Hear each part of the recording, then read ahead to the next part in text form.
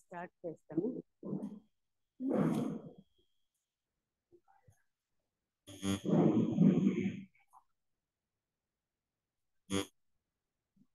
ఓం పరమ గురుభ్యో నమః. సర్వమహర్షిభ్యో నమః. ఈరోజు టాపిక్ నీ వ్యవహారాలు నీవే చక్కబెట్టుకో. చక్కబెట్టుకో అంటే సరి చేసుకో. నీ వ్యవహారాలు అంటే నీ డైలీ లివింగ్, నువ్వు చేయాల్సిన పనులు కార్యక్రమాలు ఏమేమి ఉంటుందో అని. వినేకి చిన్నగా ఉంది సబ్జెక్టు. యాక్చువల్గా దానికి ట్రూ ట్రాన్స్లేషన్ ఇంగ్లీష్లో ఏమొస్తుంది, మైండ్ యువర్ ఓన్ బిజినెస్. నీ పనిని నువ్వు ఫస్ట్ ప్రాథమికంగా నువ్వు కరెక్ట్గా ఉండవా, నీ పని నువ్వు కరెక్ట్గా చేసుకుంటా ఉండవా అన్న సబ్జెక్ట్ పైన యానీ బెసెంట్ మేడం వాళ్ళు చాలా వివరంగా చెప్తున్నారు. దినము జరిగే మన మామూలు జీవితానికి చాలా అవసరమైన విషయాలు. దాన్ని వాళ్ళు ఎంత బాగా తీసుకొచ్చి మనకి అలవర్చుకోవాలన్నమాట మన జీవితంలో. ఆ రకంగా మనకి వాళ్ళు అర్థమయ్యే విధంగా దాంట్లో ఉన్న అనుకూలమేమి ప్రతికూలాలేమి అన్న విషయాన్ని కూలంకుషంగా క్లీన్గా మనకు వివరంగా చెప్పిండారనమాట యానీ బెసెంట్ వాళ్ళు. అమ్మవారికి నమస్కారం చేసుకుంటూ ఈ సబ్జెక్టు స్టార్ట్ చేస్తాము. వాళ్ళ మాటల్లో ఫస్ట్ వాళ్ళు ఇచ్చినటువంటి బ్లాక్ లెటర్లో ఇచ్చిన కొటేషన్ చదువుతాను. అది మనకు అర్థమవుతుంది. అయినా కూడా డీటెయిల్స్ అన్నీ కూడా ఏ సెంటెన్స్ వదలానని అర్థం కాలే ఈ సబ్జెక్ట్లో. అంత బాగా ఇచ్చిండారు. ఎంతవరకు 1 అవర్ టైం మనకు అలౌ చేస్తుందో అంతవరకును తీసుకుపోతామని ఆశ అయితే ఉంది. బట్ ప్రతి ఒక్కరికి ఉపయోగపడేదే. తెలిసి తెలియక చేసే చిన్న చిన్న దోషాలు మన జీవితం మీద ఏ విధంగా ఎఫెక్ట్ అవుతుంది, సాధనలో ఇది మొదటి మెట్టుగా నేను భావిస్తాను అని నేను అనుకుంటా ఉన్నా. అమ్మవారు చెప్తా ఉండేది మా మేడం బ్లావర్స్కే మేడం వాళ్ళు యానీ బెసెంట్ వాళ్ళ ఇచ్చినటువంటి వివరణను మళ్ళీ మనం డీప్గా థింక్ చేస్తాము. వాళ్ళు చెప్తా ఉండేది, ఇతరుల విషయాల్లో వ్యవహారాల్లో తలజూర్చి జోక్యం చేసుకోవాలనే సామాన్యమైన కోరికని చాలా బలవంతంగా నీలో నుండి తొలగించుకోవాలి. మనిషికి తెలిసి తెలియక ఉండే బలహీనత ఇది. మన విషయానికన్నా వేరే వాళ్ళ విషయం మీద మనకు ఆసక్తి ఎక్కువ. వాళ్ళు ఏం చేస్తారు, ఎట్లా చేస్తారు తెలుసుకోవాలని ఆసక్తి. అది కాకుండా మనకు వాళ్ళ మీద ఎక్కువ ఆసక్తి ఉంటుందన్నమాట. దాన్ని వాళ్ళ విషయాల్లో తలదూరుస్తాం. అవసరం లేదు, అక్కడ మన ప్రమేయం అవసరం లేదు. అయినా కూడా వాళ్ళ విషయాలు తెలుసుకోవాలా. జనరల్గా ప్రతి ఒక్కరికి ఉన్న యాంగ్జైటీనే ఇది. ఈ విషయం పైన చెప్తా ఉండారు. బలవంతంగా నీలో నుండి తొలగించుకోవాలి. It is not simple and easy అంటా ఉండరు. బలవంతంగా కొంచెం కష్టమే, గమనించాలా, తీసేయాలా అని మనం ఒక నిర్ధారణ తీసుకోవాలా. దాని నుంచి వచ్చే మంచి చెడ్డలు మనకు అనుభవానికి వచ్చినప్పుడు మాట కంట్రోల్కి వస్తుంది, ఆలోచనలు కంట్రోల్కి వస్తుంది, వెంటనే మాట కూడా కంట్రోల్కి వస్తుంది. ఇది సాధనకు రావాల్సి ఉంటుంది. దాన్ని వాళ్ళు బలవంతంగా అంటే విత్ ప్రెషర్, అంటే నువ్వు నీలో ఉన్న భావాలని ప్రయత్నపూర్వకంగా తొలగించుకోవాలి అనేసి నువ్వు గట్టిగా ఇచ్ఛాశక్తి పెట్టుకొని ప్రయత్నం చేస్తే జరుగుతుంది.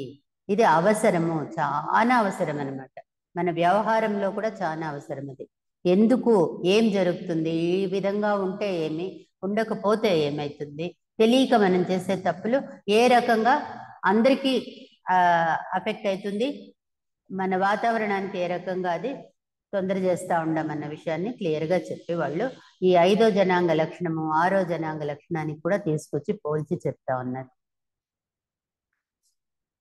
కొన్ని మన చేతిలో ఉండదు, డివైన్ ప్లాన్లో అనుగుణంగా పోతూ ఉంటాము, కానీ మన ప్రయత్నం చెయ్యాలి.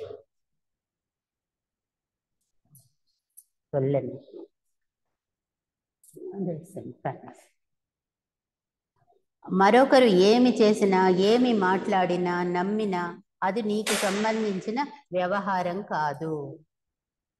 ఎవరు ఏదన్నా చెప్పినప్పుడు అది వాళ్ళ అభిప్రాయం అవుతుంది, కానీ నీ అభిప్రాయం కాదు. వాళ్ళు నీకెట్లా స్వాతంత్రం కావాలో అట్లే వాళ్ళకి నువ్వు కావాల్సి ఉంటుంది.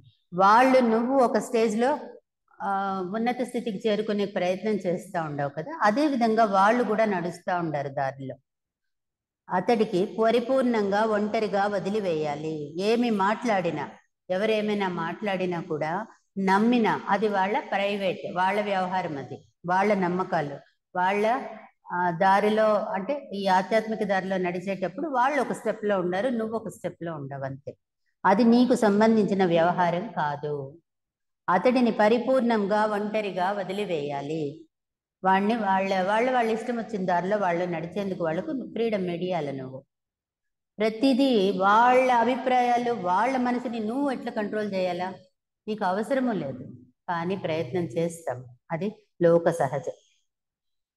అతడికి పూర్తిగా వాక్ స్వాతంత్రం, భావ స్వాతంత్రంతో పాటు అతడికి ఏమి చేయడానికైనా స్వాతంత్రం ఉంది అని ఖరాఖండితంగా చెప్తా ఉండారు గురువులు.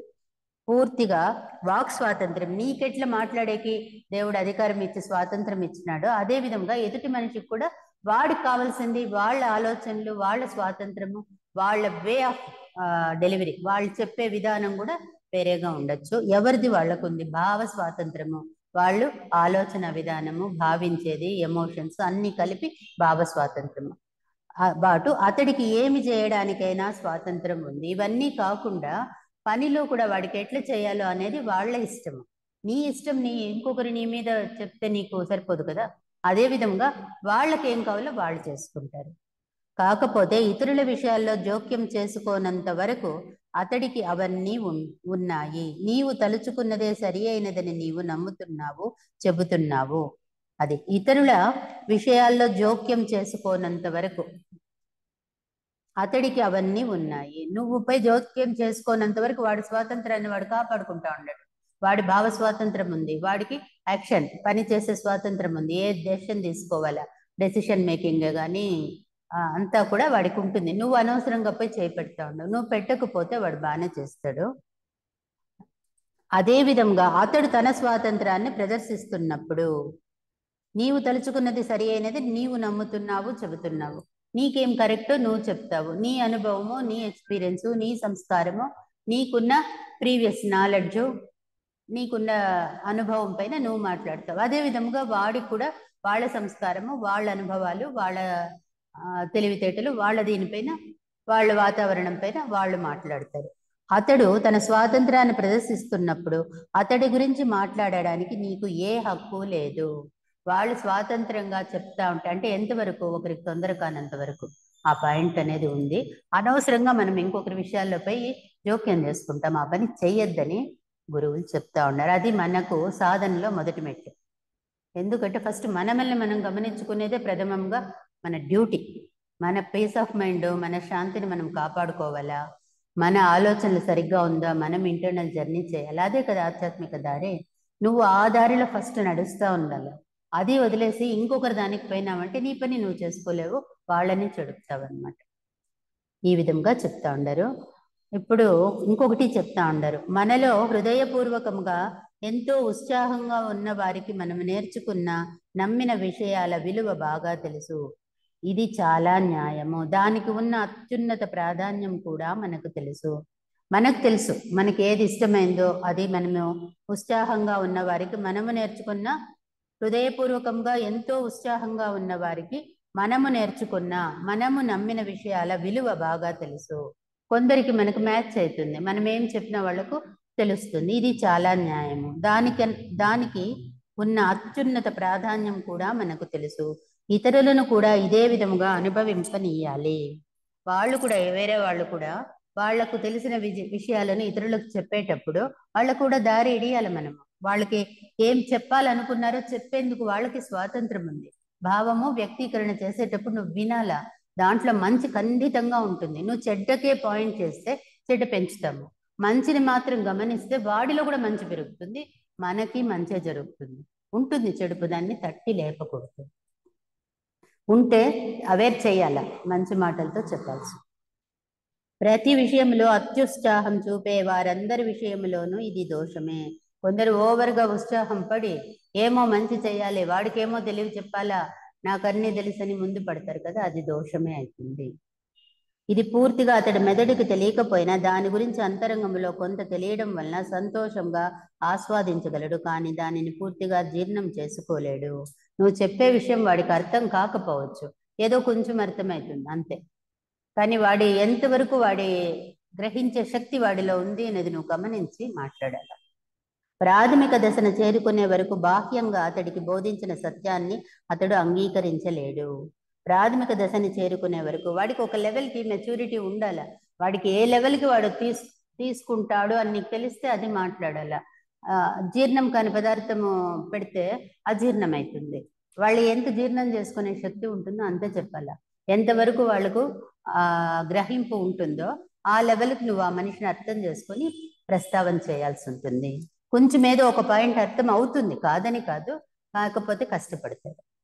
ఆ స్థితిలో ఉన్న అతనికి బలవంతంగా చెప్పడం వలన, అతడిపై రుద్దడం వలన మేలు కన్నా కీడు ఎక్కువ జరుగుతుంది. ఈ విషయాన్ని మనం గమనించాలి అని బెసెంట్ అమ్మవారు చెప్తా ఉండారు మనకి. ఈ విధముగా చేసేదాని వల్ల మంచి చేసే కన్నా, నువ్వేమో మంచి చేయాలని సదుద్దేశంతో పోతాము, కాకపోతే అది కీడుగానే పరిణమిస్తుంది. ఎందుకంటే అన్డైజెస్టెడ్ ఫుడ్, వాడికి అర్థం కానిది ఓవర్గా వాడి మీద రుద్దినప్పుడు వాళ్ళకి కష్టమైంది.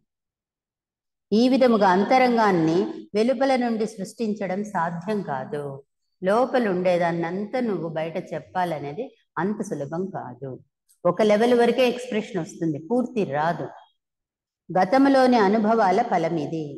మానవుడి, ఇది ఒక విషయం. ఇంకొకటి సూచన క్లియర్గా చెప్తారు, అన్నిటికీ కూడా గతంలో మనకు అనుభవం అయి ఉంటుందంట అని బెసెంట్ అమ్మ చెప్తా ఉండేది. అంతరంగంలో ఇంతకు మునుపే నిలిచి ఉన్న జ్ఞానాన్ని బాహ్యంగా అందించే ఉపదేశాల బోధనలు చైతన్యవంతం చేయడం వల్లనే అతడికి వాటిని అంగీకరించగలుగుతున్నాడు. వాడు ఏదన్నా ఒకటి మనం చెప్పినప్పుడు దాన్ని ఇగ్నేట్ చేసి ఉంటాము, అంటే ఒత్తి నూనె అంతా రెడీగా ఉంటుంది, అంటించినప్పుడు వెలుగు వస్తుంది. వాడిలో జ్ఞానం ముందే ఉంటుంది, దాన్ని మనము ప్రచోదన చేస్తాము అని చెప్తా ఉండరు. అంతరంగంలో అతనికి మునిపే నిలిచి ఉన్న జ్ఞానాన్ని బాహ్యంగా అందించిన ఉపదేశాల బోధనలు, అతని లోపల అంతరంగంలో జ్ఞానం ఉంటుంది, దాన్ని మన బోధనల ద్వారా యాక్టివేట్ చేస్తూ ఉండము. చైతన్యవంతం యాక్టివేట్ చేయడం వల్లనే అతడు వాటిని అంగీకరించగలుగుతున్నాడు. ఒక్కసారిగా ఏ ఒక్క విషయమైనా కూడా తీసుకునే కాదు, కొంచెం వాళ్ళకి ప్రీవియస్ సంస్కారాలు ఉంటుంది, వాళ్ళకు ముందే ఉంటుంది జ్ఞానాన్ని, దాన్ని తట్టి లేపి నువ్వు ఇంకొంచెం ప్రోద్బలం చేయొచ్చు, కాకపోతే వాళ్ళల్లో ఉంటుంది, దాన్ని మాత్రమే నువ్వు యాక్టివేట్ చేస్తూ ఉండవు, అంతా నువ్వే ఇస్తూ ఉండవని నువ్వేం అనుకోనక్కర్లేదు అని చెప్తా ఉండరు. అతడి మెదడులో ఇది మెరుపులా ప్రకాశిస్తుంది, అది ఇగ్నేట్ అవుతుంది. ఇగ్నేట్ అయింది అంటే ప్రజ్వల అవుతుంది. ఇతర లోకాల్లో అతడికి ఇంతకు మునిపే తెలిసిన విషయాలను భూలోకంలోని జ్ఞాన రూపంలో అందించడమే గురువు చేయవలసిన పని. గురువు చేసేది కూడా ఏమంటే నీ లోపల ఉన్నటువంటి జ్ఞానాన్ని, మునిపే తెలిసిన విషయాలని భూలోకంలోని జ్ఞాన రూపంలో అందించడమే. అంటే నీకు ఇవన్నీ అనుభవము ప్రీవియస్ లైఫ్లో ఎక్కడో జరిగింటుంది, అందుకే అంటారు ఇతర లోకాల్లో అంటా ఉండరు. అంటే మనం పుట్టక ముందు జీవించి ఉన్నటువంటి ఏమేమి బువర్ సువర్ లోకాలు ఎక్కడెక్కడ ఉందో ఇవన్నీ కూడా నీకు ఉంటుంది. ఎందరో ప్రజలు భౌతిక శరీరంలో నిద్రపోతున్నప్పుడు వారికి ఎంతో దివ్య జ్ఞానాన్ని బోధించారని కొందరు పరమ గురువులు చెప్పారు. గురువులు చెప్తా ఉండరు, అంటే భౌతికంతో సంబంధం లేదు, వాళ్ళు నిద్రావస్థలో ఉంటారు, కానీ వామదేహంలో వాళ్ళకి ప్రచోదన చేపిస్తారు. అతడిలో నిజమైన మానవుడు నేర్చుకుంటాడు. ఈ విధముగా అతడు సంపాదించుకున్న జ్ఞానాన్ని భూలోకములోని గురువు అతడికి మరొకసారి ప్రసాదిస్తాడు. నిద్రలోనో పూర్వజన్మలోనో పరలోకంలోనో వాళ్ళు నేర్చుకొని ఉండేదాన్ని మళ్ళీ గురువు యాక్టివేట్ చేస్తారు అని బెసెంట్ బెసెంట్ వాళ్ళు చెప్తాను. ఆయన మాటలు ఈ జ్ఞానాన్ని అతడి మెదడులో వ్యవస్థాపిస్తాయి. భూలోక గురువు చేయగలిగినది అంతే. వాళ్ళ మెదడులో మళ్ళీ దాన్ని స్థాపింప చేస్తారు. ఆ ఆలోచనలు, ఆ జ్ఞానాన్ని, లోపల ఉన్నదాన్ని బయటకు తెచ్చి దాన్ని యాక్టివేట్ చేస్తాడు గురువులు. కాకపోతే వాడికి సంస్కారం ఉంటుంది, పూర్వజన్మంలో కూడా ఉండింటుంది, పరలోకాల్లో కూడా వాళ్ళు నేర్చుకొని ఉంటారు. దానికి ఎగ్జాంపుల్గా వాళ్ళు చెప్పేది ఏమంటే, నిద్రపోతా ఉన్నప్పుడు కూడా గురువులు కొందరు వాళ్ళని యాక్టివేట్ చేస్తారు, వాళ్ళు చేంజ్ అవుతారు. వాళ్ళకి ఎక్కడ ఏం చెప్పాలో గురువులకు తెలుసు, ఏ విధంగా చెప్పాలో అట్లా చెప్పి వాళ్ళను యాక్టివేట్ చేస్తారు. గురువులు చేసేది ఆ పనే అని చెప్తారు. ఆశాభంగాలు, నిరాశాల వల్లనే మనం ఎంతో నేర్చుకోవాలి. ఇంకొక విషయము చెప్తా ఉన్నారు, మనకు నిరాశ అవుతుంది, ఏమో అనుకుంటామో జరగదు. ఇవన్నీ వ్యవహారానికి చాలా అవసరం. ఆధ్యాత్మికంగా ఎంత అవసరమో వ్యవహారంలో కూడా మన జీవితంలో వీటిని పాటిస్తే మనకి ఎంతో మంచిగా జరుగుతుంది. ఎందుకంటే ఎదుటి మనిషిని మనము గౌరవిస్తాం, ఆత్మపరంగా గౌరవిస్తాం. వాళ్ళు మనలాంటి వాళ్ళు, వాళ్ళకి అన్ని స్వాతంత్రం ఉంది, వాళ్ళకి అన్నీ ఉంటుంది. వాళ్ళని బహుశా ఒక మంచి గురువు చిక్కగా ఉండొచ్చు, లేకపోతే లేటు కావచ్చు, లేదా ఒక స్టెప్ కింద ఉండొచ్చు, లేదా 4 స్టెప్పులు పైన ఉండొచ్చు అని మనము దాన్ని పూర్తిగా ఒప్పుకోవాలి మనసుకి. కాబట్టి వ్యవహారంలో కూడా మనకు చిక్కులు రాదు ఈ మాదిరి జీవనం జరిపిస్తే, ఎందుకంటే జ్ఞానంతో పోతా ఉండం. ఇది ఇంకొక విషయము. ఇక్కడి వరకు అది అయింది. రెండో విషయం, ఇంకొక పాయింట్ ఏం చెప్తా ఉండరు, ఆశాభంగాలు, నిరాశలు. మనం అనుకున్నవి జరగలేదు, మనమేమో అనుకున్నాము, ఆశపడినాము, ఏదో చేయాలనుకున్నాం, జరగదు. ఎందుకు జరగలేదు అనే కన్నా దాని నుంచి నువ్వు ఏం నేర్చుకున్నావు అనేది ముఖ్యం. ఈ మార్గం ద్వారా నేర్చుకోవడానికి మానవుడు ఇంకా సిద్ధం కాలేదు. మనిషి కృంగిపోతా ఉన్నాడు, ఎనర్జీని పోగొట్టుకొని బాధపడతా ఉన్నాడు. ఇది ఎందుకు ఇచ్చినాడు దేవుడిని, దాన్ని ఒక పాజిటివ్ యాటిట్యూడ్లో చూడాలి. చూసినప్పుడు దాంట్లో నువ్వు నేర్చుకునేది ఎంతో ఉంది. నీ మనసు దృఢపడుతుంది, సంబంధాలు గట్టిపడుతుంది, సత్యానికి దగ్గర నడవాల్సి పడుతుంది, నడుస్తాము కూడా. ముందు వచ్చే అతి కష్టాన్ని కూడా భరించేకి నీకు శక్తి, ఓపికను కూడా నేర్చుకుంటావు. ఇట్లా పాజిటివ్ దృక్పథాన్ని ఇంకా తొందరగా గ్రహించలేకపోతారు మామూలుగా మనుషులు. ఈ విధముగా మనము మరింత ప్రశాంతత చిత్తలం అవుతాము. ఈ విధముగా మనము నేను చెప్పిన పాయింట్లలో ఇంకా మనసు ప్రశాంతం అవుతుంది కష్టాలు వచ్చినప్పుడు. మన కథలో తెలుసు, కుంతీదేవి అడుగుతుందంట, కృష్ణ నాకు కష్టాలు ఇవ్వు, కష్టాలు ఇచ్చినప్పుడు నేను నిన్ను బాగా తలుస్తాను. దానికి ఓ పద్యం కూడా ఉంది తెలుగులో, నాకున్నదా దాంట్లో చెప్తున్నాయమ్మ. కుంతీదేవి ప్రార్థన చేస్తుంది, నాకు కొంచెం కష్టాలు ఇయ్యి. అలాగే మన సేవలో సహకారాలకు తగిన సహాయానికి పనికి రాకపోతే పక్కన నిలబడి ఉండటానికి కూడా సిద్ధంగా ఉండి నిరీక్షించాలి. మన సహాయమే కనుక ఉపయోగపడితే మనం సేవ చేయడానికి సిద్ధంగా ఉండాలి. ఒకవేళ నువ్వు చేసేది వాడికి మంచి జరుగుతుంది అంటే ఖచ్చితంగా ప్రయత్నం చెయ్యి. అలాగే మన సేవలు సహాయాలు తగిన సమయానికి పనికి రాకపోతే, ఒకవేళ మనం చేసేది వాడికి తీసుకునే శక్తి లేకపోవచ్చు, లేదా పరిస్థితులు అనుకూలంగా లేకపోతే పక్కన నిలబడి ఉండటానికి కూడా సిద్ధంగా నిరీక్షించాలి, వెయిట్ చేయాలి. వాడికి సమయం వచ్చినప్పుడు చెప్పాలి, సమయాలు చూసుకొని వాడి మైండ్ చూసుకొని చెప్పాలి. పద్యం ఏమంటే, శ్రీకృష్ణ యదుభూషణ నరసక శృంగార రత్నాకర లోకద్రోహ నరేంద్ర వంశదగన లోకేశ్వర దేవత నీకు బ్రాహ్మణ గోగణాదిహరణ నిర్వాణ సంధాయక నీకుంబ్రొక్కెదెంద్రుంపవే భవలతల్ నిత్యానుకంపానిది అని కుంతీదేవి భారతంలో చెప్తుందనమాట. కృష్ణుడు అన్ని గుణాలు చెప్పి నన్ను కాపాడు అప్పుడు కోరుతున్నప్పుడు అప్పుడు ఆ పద్యం చెప్తారు. అంటే అత్త, కృష్ణుడికి కుంతి అత్త కదా, ఎంతమంది అత్తలో ఉండారంట, దాంట్లో కుంతి మాత్రమే ఇట్లా అడుగుతుంది, కృష్ణ నాకు కాపాడు, గోగణాదిహరణ నిర్వాణ సంధాయక, నిర్వాణం ఇచ్చేది నువ్వే, గోవులను బ్రాహ్మణులను కాపాడేవాళ్ళు, రాజుల్ని కాపాడేవాళ్ళంతా నువ్వే, గోగణాదిహరణ నిర్వాణ సంధాయక నీకుంబ్రొక్కెదన్, నీకు మొక్కుతా ఉండను, ద్రుంపవే భవలతల్, ఈ భవసాగరం నుంచి నన్ను కాపాడు అనేసి కోరుతుంది అనమాట. అది ఆ టైంలో భారతంలో ఈ పద్యం ఉండేది. అంటే కూడా అదే అర్థం, నాకు ఏమిచ్చినా కూడా ప్రసాదంగా నేను స్వీకరిస్తాను, అన్నిటికీ ఇచ్చే సమర్థత కలిగిన వాడివి నువ్వు, నేను మేనల్లుడుగా తీసుకోలేదు, భగవంతుడిగా తీసుకున్నాను అనేసి చెప్తారు. అదే సెన్సే ఇక్కడ కూడా చెప్తారు. పక్కకు నిలబడి ఉండటానికి కూడా సిద్ధంగా ఉండి నిరీక్షించాలి. ఒక సమయం వాళ్ళకు అర్థం కాలేదంటే నువ్వు వెనక్కు పోనక్కర్లా, నీకు ఓపిక ఉండాల. వాడికి మంచి చేయాలనే సదుద్దేశం నీకున్నప్పుడు నువ్వు వెయిట్ చేసి వాడికి సమయం సందర్భం చూసుకొని మంచిని చెప్పాల్సి ఉంటుంది. అంటే ఎవరికి బాధ్యత, తెలిసిన వాడికి బాధ్యత కదా. ఎవరు మంచి చేయాలా అనుకుంటామో, ఎవరికి మంచి తెలుసో వాళ్ళు పంచాల, కాబట్టి బాధ్యత మనకే వస్తుంది. నీవు సహాయం చేద్దామనుకున్న వ్యక్తికి మనము బోధించటం వలన అతడు ఏ ప్రయోజనం పొందకపోయినా మనం అలాగే ఉండాలి. నీకు కావలసిన రెస్పాన్స్ రాలేదు, నువ్వు చెప్పింది వాడు అర్థం చేసుకోవాలి, నువ్వెంత చెప్పినా వాడి పని వాడి తలకాయ వాడు అదే చేస్తూ ఉంటాడు, అప్పుడు కూడా నువ్వు బాధపడద్దు. ఎందుకంటే వాడికి ఇంకా కాలేదు, మెచ్యూరిటీ రాలేదు, టేక్స్ లిటిల్ మోర్ టైం. లేదా ఒక అనుభవం వచ్చింది, ఇంకా వస్తుంది. మనం అలా ప్రవర్తిస్తే ఒక అజ్ఞాని తనపై మనము నిర్లక్ష్యం చూపుతున్నామనుకుంటాడు. తెలియని వాడు ఏమనుకుంటాడు, నేను ఎంత చేసినా వీడు ఇట్లే చేస్తా ఉన్నాడు, వీడికి ఎందుకు చెప్పాలా, మనల్ని నిర్లక్ష్యం చేస్తాడు అని మనం అనుకుంటాం. అజ్ఞాని కాదు, నువ్వు అట్లా స్టేజ్లో ఉండద్దు, జ్ఞాని స్టేజ్లో ఉండు.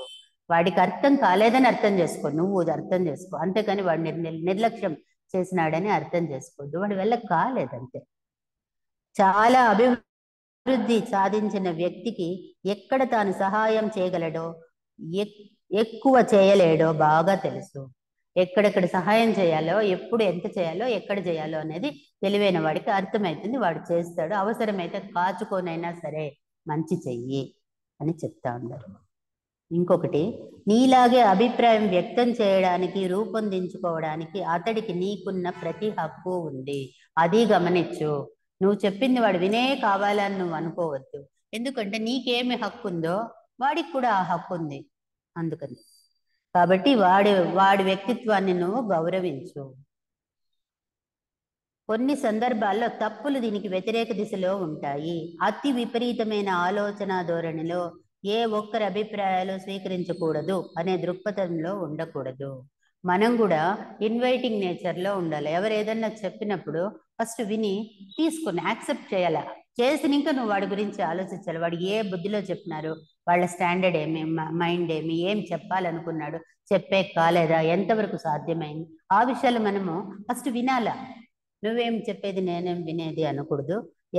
ఏ ఒక్కరి అభిప్రాయాలు స్వీకరించకూడదు. నాది నేను కరెక్ట్, ఇంకొకరి మాట వినకూడదు అనేది ఇదంతా కూడా తప్పని చెప్తా ఉండరు గురువులు. ఇతరుల అభిప్రాయాలు తిరస్కరించడానికి నీకు పూర్తి హక్కు ఉంది. అభిప్రాయాలు తిరస్కరించవచ్చు, నీకు ఇష్టం లేకపోవచ్చు, నువ్వు అది చేయమని చెప్పలేదు, కానీ చెప్పినప్పుడు విను, వాడికి గౌరవం ఇవ్వాలి. ఇదంతా వ్యవహార జ్ఞానమే కదా. మన జీవితంలో చాలానే కావాల్సిన పనులు తెలిసి తెలియక మనము జరుగుతూ ఉంటుంది ప్రపంచంలో. నీ అభిప్రాయాలతో నేను ఏకీభవించనని నిర్మోహమాటంగా నీవు చెప్పచ్చు, నాకు అది ఇష్టం లేదు అని, కానీ వినాలా వాడు ఏం చెప్తా ఉండరు. లేదా మౌనంగా ఉండవచ్చు, అది కూడా వాడికి నొప్పి అవుతుంది అంటే ఒక స్మైల్ చేసి ఊరికే ఉండు. మరొకరికి నీకన్నా భిన్నమైన అభిప్రాయం ఉన్నందుకు గాను అతడిపై నీవెప్పటికీ దాడి చేయకూడదు. నేను చెప్పినట్టు నువ్వు వినలే, నా పద్ధతిలో నువ్వు రాలేదు అని వాడి మీద నువ్వు ఏ నెగిటివ్ ఫీలింగ్స్ పెట్టుకోకూడదు. దాడి చేయకూడదంటే పోయి కొట్టును కాదు, వాడి మీద నేను నెగిటివ్ అభిప్రాయాలు ఏమీ పెట్టుకోవద్దు. వాడికి తెలిసింది వాడికి చెప్పినాడు, నువ్వు వాడిని అర్థం చేసుకోవాల్సి పడుతుంది. ఒక వ్యక్తి తన అభిప్రాయాన్ని వివరిస్తూ ఒక మాట చెబితే ప్రపంచ జ్ఞానాన్ని ముందుగా ఉపయోగించు. వ్యవహార జ్ఞానం ఉండాల, అదే నేను చెప్పింది. అన్నిటికీ వ్యవహార జ్ఞానం ఉండాల్సిందే. తన అభిప్రాయాన్ని వివరిస్తూ ఒక మాట చెప్తే ప్రపంచ జ్ఞానాన్ని ముందుగా ఉపయోగించు. ముందుగా వాడు ఏం చెప్తా ఉన్నాడు, వాడి స్టాండర్డ్ ఏమి, ఎందుకు చెప్తా ఉన్నాడు, వాడి బ్యాక్గ్రౌండ్ ఏమి, సంస్కారం ఏమి, అన్నీ నీకు అర్థమవుతుంది ఒక మనిషిని చూసినప్పుడు. అది ప్రపంచ జ్ఞానం. బాహ్యంగా కనిపించే రంగులోనే నీకు అర్థమవుతుంది. నీ తర్కాన్ని, కారణ పరిజ్ఞానాన్ని నీవేది విన్నా ఉపయోగించు. మిగిలిన వారికి స్వేచ్ఛగా వదిలేయి. నిన్ను నీవు దాసుడుగా మార్చుకోకు. నీ తర్కాన్ని, కారణ పరిజ్ఞానాన్ని, నీకు తెలుసుంటుంది కారణము, నీకేదో ఒక ఫార్ములా ఉంటుంది, ఒక లెవెల్లో నీ థింకింగ్ ఉంటుంది, నీకేదో ఒక ఫార్ములా ఉంటుంది. దాన్ని నీ పరిజ్ఞానం, నీకు తెలిసినటువంటి జ్ఞానంలో నీవేది విన్నా ఉపయోగించు. నీకు తెలిసిన విధంగా డీల్ చేయి వాళ్ళతో.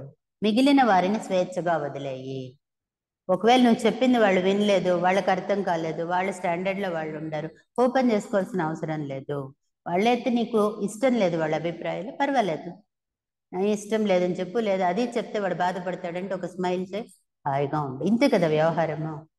మిగిలిన వారిని స్వేచ్ఛగా వదిలేయి. గురువులు ఇంట్లో చిన్న చిన్న విషయాలుగా కనిపించినా ఇవి మన ఎనర్జీని సేవ్ చేస్తుంది. అందుకోసం వాళ్ళు మన దారిలో చిన్న ముళ్ళు కూడా, రాయి కూడా అంటక తీస్తూ ఉండారనమాట. వాళ్ళకు మనం ఎంత కృతజ్ఞత చెప్పుకోవాలి. అటువంటి గురువులకు మనకు ఏ జన్మ పూర్వ పుణ్యం ఫలమో కదా. ఇటువంటి మంచి మాటలు ఇప్పుడు ఈ కాలానికి ఓపిక లేదు, మనమే చెప్పాల్సి పడుతుంది బిడ్డలకి. ఇటువంటి మాటలు మనకి చిన్న బిడ్డలు చెప్పినట్లు చెప్తా ఉన్నారు అని బెసెంట్ అమ్మవారు. ఇంకొకటి బ్లాక్ లెటర్లో ఇచ్చిండారు, అది కూడా తెలుసుకుంటాం. అందరికీ వయసు అయి ఉంటుంది, అందరికీ అన్నీ తెలిసి ఉంటుంది, అయినా చేస్తాం.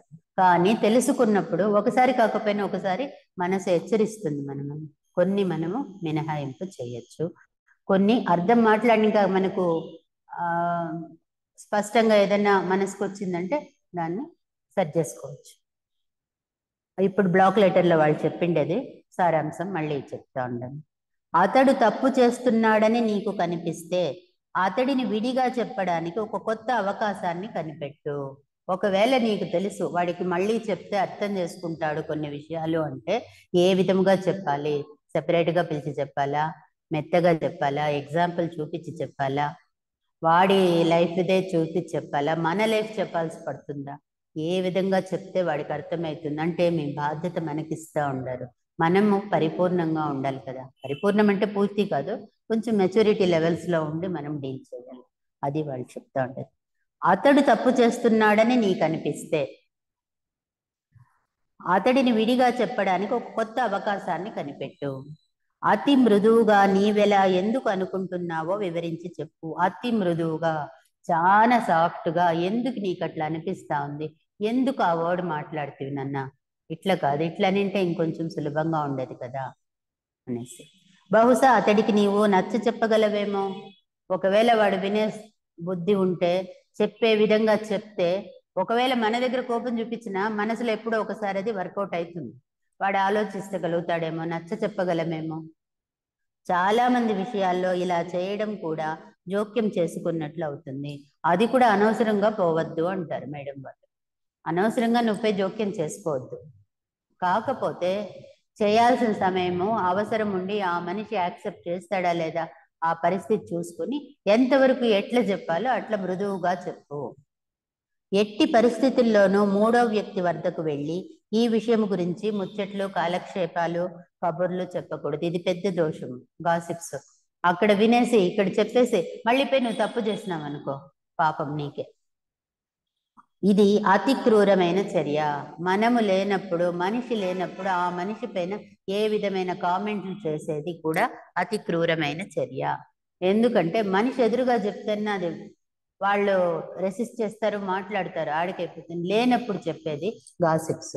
దాని నుంచి చాలా ఒక మంచి ఆత్మకి క్షోభ పెట్టినట్టు. కాబట్టి ఆ తప్పులు మాత్రం చేయొద్దండి. పదే పదే హెచ్చరిస్తూనే ఉండరు గురువులు మనకు ఆ విషయంలో. వ్యక్తి కనుక తన అభిప్రాయమే సవ్యమైనదని అభిప్రాయంతో ఉన్నట్లయితే, నేను చెప్పేది కరెక్టు అని ఎవరు అనుకుంటారో, ఏ వ్యక్తి అయినా పర్వాలేదు, అతడికి స్వయం అనుభవం ద్వారా నేర్చుకోవడం మంచిది. అటువంటి వాళ్ళు కొందరు వాళ్ళే అర్థం చేసుకొని నేర్చుకుంటారు. అటువంటి వాళ్ళని ఆ రకంగానే మనము ప్రోత్సహించాలి. అదృష్టవశాత్తు అనుభవమే పెద్ద గురువు. ప్రతి ఒక్కరికి కూడా అనుభవం అనేదే ఒక పెద్ద గురువు. కాకపోతే మనము దాన్ని అనలైజ్ చేయాలి. ఏం జరిగింది, ఎందుకు జరిగింది, మన అనుభవాన్ని మనము గమనించాలి. అదే వాళ్ళు చెప్పేది. కష్టాలు వచ్చినప్పుడు, లేకపోతే నిరాశలు వచ్చినప్పుడు, ఇంతకుముందు చెప్పినారు కదా, ఆశాభంగాలు వచ్చినప్పుడు, ఇటువంటి వచ్చినప్పుడు నువ్వు గమనించుకోవాల్సి పడుతుంది. అది అనుభవంలోకి చేరి నువ్వెన్నో విషయాలు తెలుసుకుంటావు అన్నమాట. దాన్ని నెగిటివ్గా తీసుకోవద్దు. చిన్నపిల్లల విషయంలోనో జంతువుల విషయంలో కానీ ఎవరైనా క్రూరంగా ప్రవర్తిస్తే జోక్యం చేసుకోవడం నీ స్వధర్మం. నీవు ఖచ్చితంగా చేయాల్సిన పని. బలహీనులను ఎవరినైనా బాధపడతా అంటే నేను జోక్యం చేసుకోకూడదు, అని కూర్చోవద్దు అని చెప్తా ఉండరు. జంతువులే కానీ, చిన్నపిల్లలు కానీ, బలహీనులే కానీ, మన అవసరం అక్కడ ఉన్నప్పుడు నువ్వు మాట్లాడాలి. ఆ వివేకం అవసరం. ఏది అవసరం అనేది, ఎప్పుడు మాట్లాడాలనేది, ఎక్కడ మన తెలివితేటలు ఉపయోగించాలి, ఎక్కడ ఓపికను ఉపయోగించాలి, పేషెన్స్ ఉండాలి. కొన్ని జాగాల్లో మాట్లాడాల్సి ఉంటుంది, కొన్ని జాగాల్లో గట్టిగా మాట్లాడాల్సి ఉంటుంది. అట్లా కానీ ఒక క్రూరం జరుగుతూ ఉన్నప్పుడు కళ్ళు మూసుకొని కూర్చొని నాకు జోక్యం చేసుకోకూడదు అన్నది చెప్పలేదు గురువులు. చిన్నపిల్లల విషయంలోనో జంతువుల విషయంలో కానీ ఎవరైనా క్రూరంగా ప్రవర్తిస్తే జోక్యం చేసుకోవడం నీ ధర్మం. నువ్వే జోక్యం చేసుకొని సమాధానం చేయాలి. అటువంటి పరిస్థితుల్లో క్రూరంగా ప్రవర్తించకూడదు ఎవరు. క్రూరత్వాన్ని నువ్వు ఏ రకంగానూ ప్రోత్సహించకూడదు. అహింస ఉండాలి కానీ హింసను ప్రోత్సహించకూడదు. చిన్నపిల్లలు, జంతువుల విషయంలో ఎవరైనా క్రూరంగా ప్రవర్తిస్తుంటే జోక్యం చేసుకోవడం మనకి స్వధర్మం. బలహీనులపై బలవంతులు తమ బలాన్ని చూపుతున్నారు. నిజానికి బలం అన్నది బలహీనులను కాపాడడానికి వినియోగించబడాలి. బలం ఉండేది బలం లేని వాళ్ళని కాపాడేందుకు. బలం ఉంది, బలం లేని వాళ్ళని బాధ పెట్టే కాదు. బలహీనులు తమని తాము కాపాడుకోలేరు కదా, అంటే బిడ్డలు, పిల్లలు లేదా జంతువులు ఎప్పుడు బాధించబడినా, అవమానించబడినా బలవంతులైన వారు తక్షణం ప్రవేశించి వారి హక్కులకు భంగం కలిగినప్పుడు వారిని కాపాడాలి. ఏ ఒక్కరి స్వాతంత్రం హరించబడకుండా చూడాలి. ఎవరెవరి ఫ్రీడమ్ వాళ్ళకి, జంతువులే కానీ, పక్షులే కానీ, పిల్లలే కానీ, బలహీనులే కానీ, ప్రతి ఒక్కరికి వాళ్ళ స్వాతంత్రం ఉంది, వాళ్ళకు జీవించే విధానము, హక్కు ఉంది. అక్కడ ప్రాబ్లం అయినప్పుడు నువ్వు బలవంతుడైతే వాళ్ళని కాపాడు. ఎక్కడ ఏ పిల్లవాడిపై ఎవరు క్రూరత్వం చూపినా తక్షణం జోక్యం చేసుకోవాలి. అది కూడా ప్రయోజనకరంగా ఉండాలి. జోక్యం చేసుకొని పెద్దగా చేయకూడదు, మంచి చేయాలి. అటువంటప్పుడు నువ్వు చెయ్యి. బలహీనలను కూడా అర్థం, అంటే శారీరకంగా కావచ్చు, మెంటలీ కావచ్చు, ఆధ్యాత్మికంగా కూడా కావచ్చు. ఆధ్యాత్మికంగా కూడా కొన్ని విషయాలు తెలియక ఎటుపోవాలో తెలియకుండా కొట్టుమిట్లాడుతారు. అటువంటప్పుడు వాళ్ళకి చెప్పచ్చు, నీకు తెలిస్తే. వాళ్ళు గ్రహించే శక్తి ఉన్నప్పుడు వాళ్ళ మెంటాలిటీ చూసుకుని, స్టాండర్డ్ చూసుకుని నువ్వు మాట్లాడాల్సి, అది కూడా పెద్ద సహాయం. ఎవరైనా దేశం యొక్క చట్టాన్ని ఉల్లంఘిస్తుంటే సంబంధిత అధికారులకు దీని సమాచారం అందించాలి. ఇది కర్తవ్యంలో భాగం. దేశానికి ఏమైనా కష్టం వచ్చినప్పుడు కూడా నీకు తెలిసినప్పుడు జోక్యం చేసుకోవద్దు, గురువులు చెప్పినారని ఉండమని నేను చెప్పలేదు అనేసి ఆని బెసెంట్ వాళ్ళు చెప్తా ఉంటారు. అటువంటి పరిస్థితుల్లో చట్టాన్ని ఉల్లంఘిస్తుంటే, చట్టాన్ని దాటి వాళ్ళు చేయకూడని పనులు చేస్తే సంబంధిత అధికారులకు దీని సమాచారాన్ని అందించాలి. అది కూడా నువ్వు దేశానిపైన కూడా నీకు బాధ్యత ఉంది. తప్పు చేసినప్పుడు చూస్తూ కూర్చోవద్దు.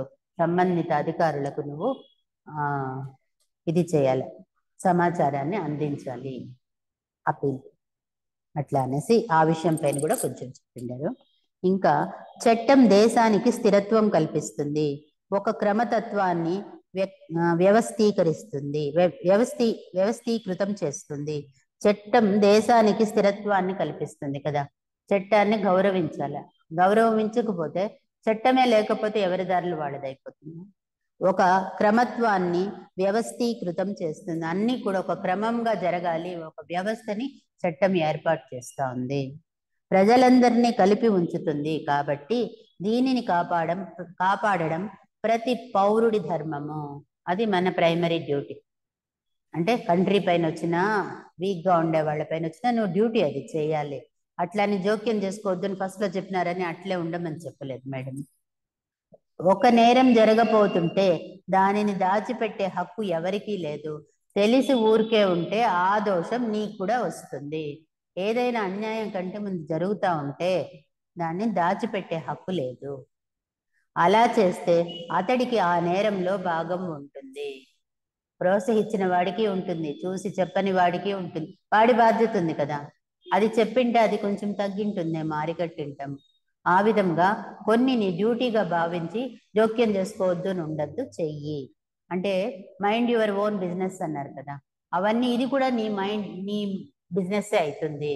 చట్టానికి కానీ, బలహీనలకు కానీ, సమయం ఉన్నప్పుడు కానీ చేయాల్సింది నీ బాధ్యత కూడా అవుతుంది. ఒక వ్యక్తి బోధించే బాధ్యత నీకు అప్పగిస్తే అప్పుడు అది నీ స్వధర్మం అవుతుంది. నీవు అతడికి ఎంతో మృదువుగా అతడిలోని లోపాలను సూచించవచ్చును. ఒక వ్యక్తి బోధించే బాధ్యత నీకు అప్పగిస్తే ఎవరైనా అడిగి నిన్నే, దీంట్లో ఏం వ్యవహారము, ఎందుకు ఇట్లా జరిగింది, నీకేమైందో అర్థమైంటే చెప్పు, నాకు అట్లా వ్యవహారము విడమర్చి చెప్పమని ఎవరైనా బాధ్యత పెట్టి నిన్ను అడిగితే అప్పుడు నీకు తెలిస్తే ఖచ్చితంగా సహాయం చెయ్యి. నువ్వు జోక్యం చేసుకోలే, వాళ్ళు నిన్ను అడుగుతా ఉండరు కాబట్టి నీకు తెలిస్తే నువ్వు సహాయం చెయ్యి.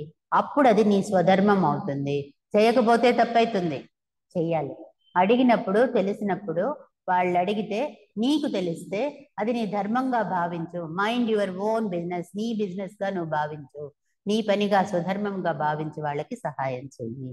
నీవు అతడికి ఎంతో మృదువుగా అతడిలోని లోపాలను సూచించవచ్చు. ఒకవేళ అక్కడ నీకు మైనస్ పాయింట్లు తెలిసిందో లేదా నెగ్లెక్ట్ చేసిన పాయింట్లు తెలిసిందో, నువ్వు ఇది చేసి ఉంటే ఈ పరిస్థితి రాదు, ఇట్లా ఇదేదో చిన్న మిస్టేక్ అయిందని చిన్న చిన్న లోపాలు ఉన్నప్పుడు వాడికి కనిపించేది చేస్తే నువ్వు వాడికి సహాయం చేసిన వాడివి అవుతావు.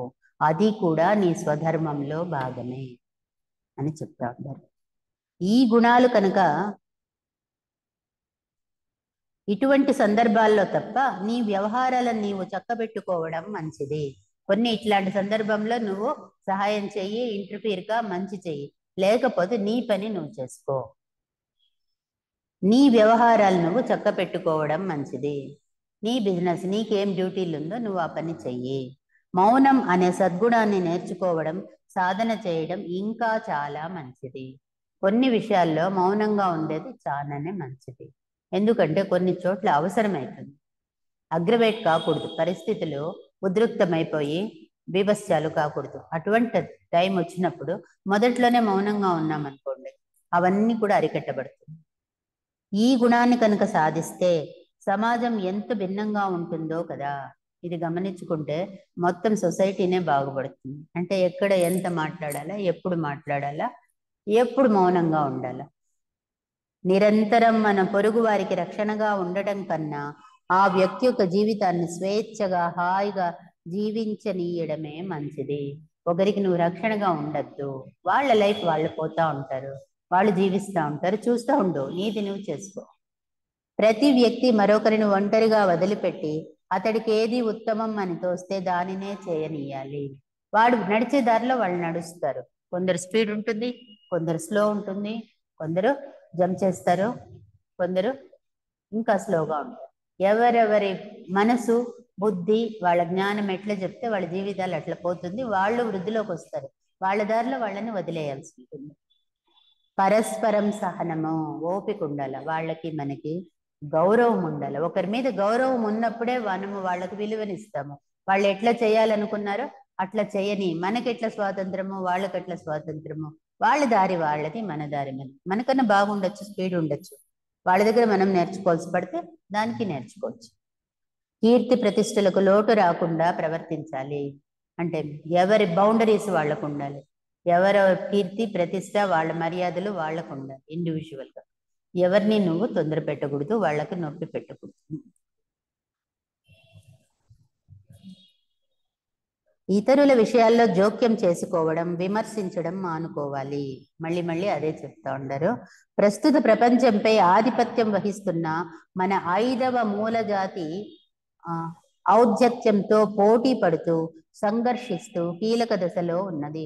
ఇప్పుడు జరుగుతూ ఉన్నది 5th జనరేషన్ కదా. 5th generation 5th sub division దాంట్లో పోతా ఉంది. అంటే మెంటల్ ప్లెయిన్లో ఉండాము, కాకపోతే లోయర్ మెంటల్ ప్లెయిన్లో మనము లైఫ్ ఇప్పుడు నడుస్తూ ఉంది. లోయర్ మెంటల్ ప్లెయిన్లో ఎట్లుంటుందంటే ఉద్వేగాలు జాస్తి, కోపాలు అవంతా ఇట్లా కొంచెం ఆ మాదిరి మైండ్ సెట్లో ఉండి నెక్స్ట్ లెవెల్కి పోతా ఉండము. నెక్స్ట్ హయ్యర్ మెంటల్ లెవెల్కి, ఆరో జనాంగానికి ఆ విషయం పైన చెప్తా ఉండరు. ప్రస్తుత ప్రపంచంపై ఆధిపత్యం అంటే ఇప్పుడు జరుగుతూ ఉండేది ఏది? 5th జనరేషన్ 5th సబ్ డివిజన్లో ఉండాము. అది ప్రపంచం జరిగేది. వహిస్తున్న మనము 5వ మూలజాతి పోటీ పడుతూ, ఆ మూలజాతి లక్షణం ఏముంటుంది 5వ దాంట్లో? పోటీ. లోయర్ మెంటల్ ప్లెయిన్లో పోటీ పడతాం. నేను ముందు ఉండాలా, నేను బాగా కనిపించాలా, నాదే ఎక్కువ, నేనే కరెక్ట్ అనే పోటీ విధానము అది ఉంది. ఇప్పుడు ప్రపంచమంతా జరుగుతూ ఉంది. సంఘర్షిస్తూ దాంతో పోటీ పడతా, దాంతో మనం ఫైట్ చేస్తూ ఉన్నాం. సంఘర్షణ, ఈ పోటీ స్వభావాన్ని వదల్లేక ఈ జనాంగంలో అందరికీ స్వభావమే, జనాంగ స్వభావమే ఇట్లుంది, పోటీ పడతా ఉన్నాం. దాన్ని మనము ముందుకు పోవాలి అంటే దానికన్నా బాగుండాలి మనం కదా. ఆ స్వభావం ఇది. ఇప్పుడు ప్రపంచంలో ఉన్న కాలము గుణాలే ఇట్లా ఉంది, పోటీ పడే తత్వం ఉంది, కీలక దశలో ఉంది, హై లెవెల్లో ఉందంట. ఇప్పుడు 5th జనాంగంలో 5th సబ్ స్టేటాలో హై లెవెల్లో ఈ విధంగా ఉంది. దాని లక్షణమే ఇది. అంటే భవిష్యత్తులోని 6వ మూల జాతి జీవితాన్ని మనము ఇప్పుడే జీవించాలి. 6th జనరేషన్ వస్తుంది కదా, జనాంగం అంటాం కదా. ఆ దాంట్లో ఎట్లుండాలని మనం ఇప్పుడే విత్తనాలు వేసి మనము ప్రయత్నం చేసి ప్రపంచానికి చూపించాలి. మనం కూడా ఆ దారిలో ఇప్పటి నుంచి నడవాలి. మనము పోటీలో పడేదొద్దు. ఇప్పుడంటే ఏమర్థము? లోయర్ మెంటల్ బాడీ నుంచి మన ప్రజ్ఞని హయ్యర్ మెంటల్ బాడీకి తీసుకుపోండి. అంటే విశాల దృక్పథాన్ని అలవరుచుకోవాలి కదా. పరులతో సహనంగా, వేరే వాళ్ళతో ఓపికగా, ఎప్పుడు మెంటల్ డెవలప్మెంట్స్ బాగుండి వాళ్ళకి నువ్వు గౌరవ మర్యాదలు ఇచ్చి వాళ్ళని ఒక ఆత్మగా నువ్వు విశ్వసించి ఇచ్చినప్పుడే నువ్వు సహనం నీకు వస్తుంది, లేకపోతే సహనం ఎక్కడొస్తుంది, పోటీ వస్తుంది. కాబట్టి సహనంగా ఉండాలి. వారి కీర్తి ప్రతిష్టలకు గౌరవం కలిగేలా జీవించడం ద్వారా, అదే వాళ్లకు నొప్పి పెట్టకూడదు. ఇంకా 6వ జనాంగంలో ఈ స్టేటస్ రాబోతుంది. అందుకోసం చెప్తా అంటే నువ్వు ఇప్పటి నుంచే అలా ఉండు, ఇతరులకు గౌరవం కలిగించేట్లుండు, వాళ్ళ కీర్తి ప్రతిష్టలకు భంగం కలిగించదు. ఎవరికి వాళ్ళు ఆ జీవితాన్ని నేర్చుకోవచ్చును. ఇప్పటి నుంచి నువ్వు సాధన చెయ్యి మనకి దారి చూపిస్తా ఉన్నారు బెసెంట్ అమ్మవారు. ఎందుకంటే నువ్వు పోతావు, నెక్స్ట్ అక్కడికి పోవాలి. నువ్వు ఉన్నత దిశలో ఉంటేనే 10 మందికి నువ్వు చేసేకి సాధ్యం. ఇది సర్వ మానవ సౌభాత్ర భావన కలిగిస్తుంది. అందరిలోనూ కూడా, సర్వ మానవుల్లో కూడా సౌభాత్ర భావన అంటే ప్రతి అణువినಲ್ಲಿಯೂ ಚಲಿಸುತ್ತಿರುವ గుప్త చైతన్యమే. అందరిలోనూ ఒకే చైతన్యం ఉంది. అందరూ ఒకటే. నాకు నేనెట్లో వాళ్ళు అట్లే, నా మాదిరే పుట్టినారు. వాళ్ళకి ఆలోచనలుంది, వాళ్ళకి కోరికలుంది, వాళ్ళ దారిలో వాళ్ళు నడవచ్చు, వాళ్ళకి గౌరవం ఇవ్వాలా, మర్యాదలు ఇవ్వాలా. ఇది చెప్తా ఉండదు లోపల. ఆ ఒక్క వర్డ్లో ఎన్ని మీనింగ్స్ వస్తాయి. అంటే మనం ఎట్లో వాళ్ళట్లా, నీలో ఏముందో వాళ్ళల్లో అదే ఉంది. అది సర్వ మానవ మానవులందరికీ కూడా సౌభ్రాత్ర భావన. అందరూ అన్నదమ్ముల మాదిరే, ఒకటే, ఒక తల్లి బిడ్డలే. దీనిపై 6వ మూల జాతి వ్యవస్థాపించబడుతుంది. 6th జనాంగము ఈ విధముగా ఒక భావనలో స్టార్ట్ అవుతుంది. ఇప్పుడు పోటీ ప్రపంచం ఉంది, దీని నుంచి దాటి నెక్స్ట్ ఆడికి పోతుంది. నువ్వు ఇప్పుడే అక్కడికి పో అంటా ఉన్నారు. అంటే విశాలమైన మనోభావాన్ని కలిగి ఉండు, అందరినీ గౌరవించు, సహనంతో ఉండు, ఓపికగా మాట్లాడు. అవన్నీ రాబోతుంది. అందరు అంటారు చెడిపోయింది కాలం, ఇంకా చెడిపోతుంది. కాదు, బాగుపడుతుంది. ఎప్పుడు వెనక్కుపోదు, మంచే జరుగుతుంది. ఇతరుల విషయాల్లో తలదూర్చి జోక్యం చేసుకోవడం అనే ధోరణి దృక్పథాలను మార్చి, ఇట్లాంటి ఆలోచనలు, ఇతరుల విషయాల్లో పోయి తలపెట్టాలా అనే దృక్పథం, అటువంటి వ్యూ పాయింట్స్, అట్లాంటి ఆలోచనలన్నీ కూడా వదిలేసి వాటి స్థానంలో, దాని ప్లేసులో ఓర్పు ఉండాల, సహనము, ఇతరుల కీర్తి ప్రతిష్టల విషయంలో గౌరవము అనేవి చోటు చేసుకోవాలి. అదే ప్లేస్లో ఆ ఈర్ష, నాకు తెలుసు, నీకు తెలుసు, పోటీ ప్రపంచము, నా పాయింట్ ఆఫ్ వ్యూ కరెక్ట్, ఇటువంటి జాగాను వదిలేసి వాడు మనిషి అని గుర్తించి, వాడికి అభిప్రాయాలు ఉందని గుర్తించు. దానికి నీకు ఓపిక కావాలా, సహనంతో ఉండు. అంటే ఎదుటి మనిషికి గౌరవం ఇవ్వు. వాళ్ళు కూడా భగవత్ స్వరూపము. ఊరికే పుడతారా? ప్రతి చెట్టు, ప్రతి గాలి, దీంట్లో ఆ బుద్ధ ఫోటోలో చూస్తే నది పారుతూ ఉంటుంది, అన్నీ ఉంటుంది దాంట్లో, వెలుగులు అన్నీ కూడా భగవంతుడు ఇచ్చిందే కదా. మనిషి కూడా అంతే, ఒక మనిషి, ఒక ప్రాణి కూడా. ఫస్ట్ ఆ విషయాన్ని నువ్వు భగవంతుడికి నువ్వు గౌరవం అంటే విశ్వాసం చూపిస్తా ఉండవు అంటే అక్కడ ఎదుటి మనిషికి కూడా నువ్వు గౌరవం ఇవ్వాలి. ఇతరుల విషయాల్లో జోక్యం చేసుకోనంత వరకు, ఏది ఏమైనా అతడు ఏ తప్పు చేయకుండా ఇతరుల విషయాల్లో జోక్యం చేసుకోనంత వరకు అతడికి తోచినట్లు ప్రవర్తించనీయాలి. వాడు తప్పు చేయనంత వరకు వాడి దారిలో వాడు నడుస్తూ ఉంటే నువ్వు అనవసరంగా పోయి జోక్యం చేసుకోవద్దు, వాడి దారిలో వాడు నడవని. అది నీ డ్యూటీ కూడా. వాళ్ళని డిస్టర్బ్ చేయకుండా ఉంటే వాళ్ళు కూడా నేర్చుకొని ముందుకు వస్తారు. మన దివ్యజ్ఞాన సమాజంలో సౌభాతృత్వాన్ని ఎలుగెత్తి చాటుతుంది. ఇక్కడ ముఖ్య ఉద్దేశమే సౌభాతృత్వం, అందరూ ఒకటే. నిజానికి ఈ భావనతో జీవించాలి, ఈ అభిప్రాయంతోనే మనము జీవితాన్ని గడపాలి. నిందించడానికి కాక ప్రశంసించడానికి కొత్త మార్గాలు అన్వేషించాలి. ఒకరిని తప్పు పెట్టేది చాలా సులభం, ఆ పని చేయొద్దు, నిందలు చేయొద్దు, నువ్వు నిందించుకోవద్దు, నువ్వు తక్కువ చేసుకోవద్దు. దానికన్నా కూడా ప్రశంసించడానికి కొత్త మార్గాలు అన్వేషించాలి. Positive attitude. వాళ్ళని మెచ్చుకునేకి చూడు, వేరే దారులు ఉందా చూడు. వాడు 10 చేసింటే ఏ క్వార్టర్, ఒక పాయింట్లో మంచి జరిగే ఉంటుంది, దానిపైన కేంద్రీకరించే దృష్టి అనేసి అని బెసెంట్ అమ్మ చెప్తారు. మనకు గురువులు వాళ్ళ మాటనే మనం పాటించాలి.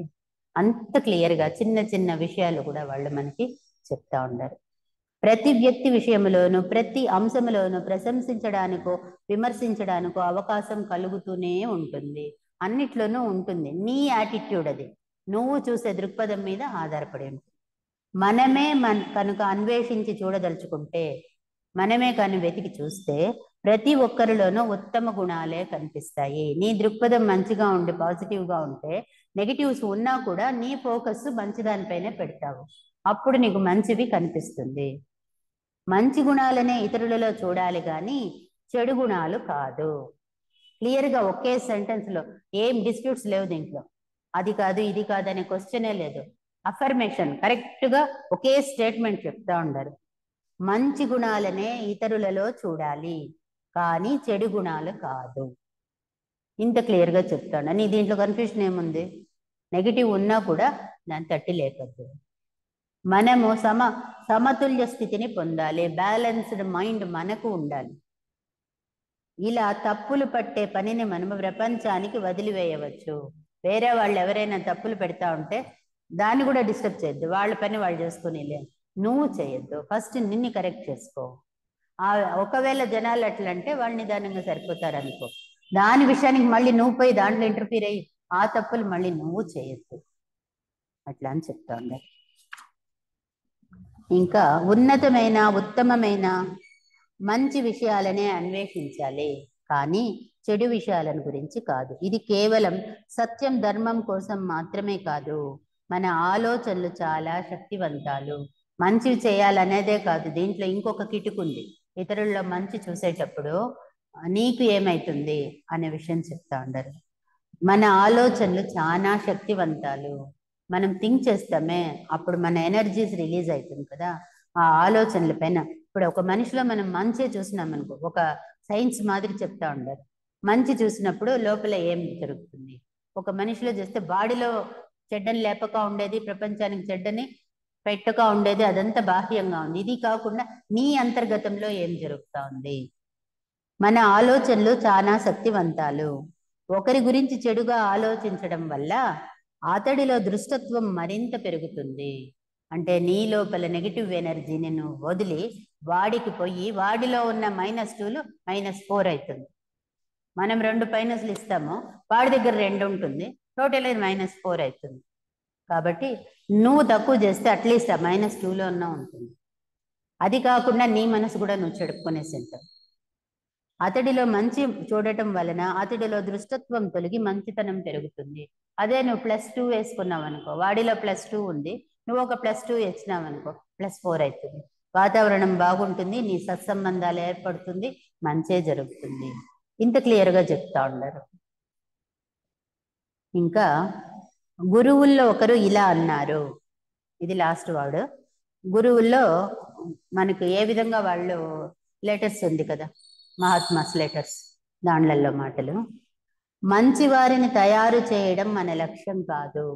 నువ్వు ఎవరినో బాగు చేయాలా అనేది నువ్వేం లక్ష్యంగా పెట్టుకోవాల్సిన అవసరం లేదు. అంటే మీ మంచి వాళ్ళని నువ్వే రెడీ చేసేస్తామని నువ్వేమనుకోవద్దు. ఎన్నో శక్తులు పనిచేస్తూ ఉంది. అత్యున్నతమైన ఆధ్యాత్మిక శక్తులను మంచి కోసం వినియోగించడమే మన లక్ష్యము. మన జీవిత లక్ష్యాన్ని స్పష్టంగా గురువులు మనకి బోధిస్తూ ఉండరు. నువ్వు చేయాల్సిన పని ఏమి, నువ్వు ఈ మార్గంలో ఉండవు, మైండ్ యువర్ ఓన్ బిజినెస్ అన్నారు. అంటే నీ కర్తవ్యం ఏమి, నీ జీవిత లక్ష్యం ఏమి, నువ్వు చేయాల్సిన పని ఏమంటే అత్యున్నతమైన ఆధ్యాత్మిక శక్తులను, నీ లోపల నిగూఢంగా ఉన్న మంచితనాన్ని, మంచి గుణాలని, భగవంతుడు నీకు ఏమి ఇచ్చినాడో దాన్ని మంచి కోసం వినియోగించడం. చెడుకు వాడద్దు, మంచికి మాత్రమే వాడు. అదే మన లక్ష్యము. నువ్వు చెడుకు వాడినప్పుడు చెడు వృద్ధి అవుతుంది కదా, వద్దు. దేవుడు నీకు ఇచ్చిన మంచి గుణాలని, అవకాశాన్ని వృద్ధి చేసేందుకు మంచికే వాడు, అదే మన లక్ష్యము. ఇంత నువ్వు ఈ జీవిత కాలంలో చేస్తే చాలనే విధంగా గురువులు మనకి చెప్తా ఉన్నట్లు నాకు అనిపిస్తూ ఉంది. Thank you sir for giving me this great opportunity.